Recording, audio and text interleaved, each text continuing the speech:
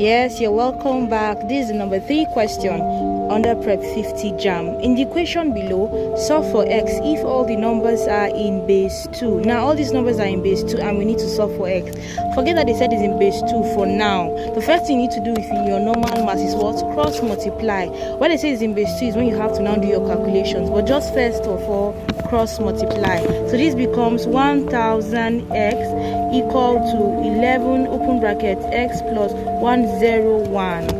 Now you have to open up the bracket. So 1000x is equal to 11x, which is 11x plus 101 times 111. I will do that here for you to see. So 111 times 11, that is 1111. 1111, that'll be your answer. So 1111, that'll be your answer there.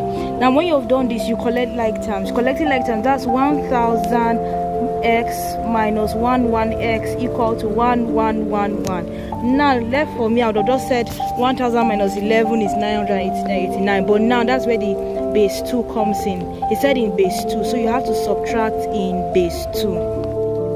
So you need to subtract in base 2. Now 0 cannot minus 1, so you're going to borrow from this one here, becomes 0. What you're carrying is 2, not 1. So you put 2 here and then it becomes 1. So you now have, instead of 0 there, you have 1, and then you put 2 here, it becomes 1 again because you're borrowing. So it becomes 1 here, and then you have 2 here. So here becomes 2 because you have borrowed. Now don't forget, you borrowed from this first one, it became 0, you put it here, it's 2 you're borrowing, borrowed from it, it became 1, put it here, borrowed from it, it became 1, and then you have borrowed from this other side, became now 2. So you now have 2 minus 1 is 1, 1 minus 1 is 0, and then 101 base 2. That is your answer.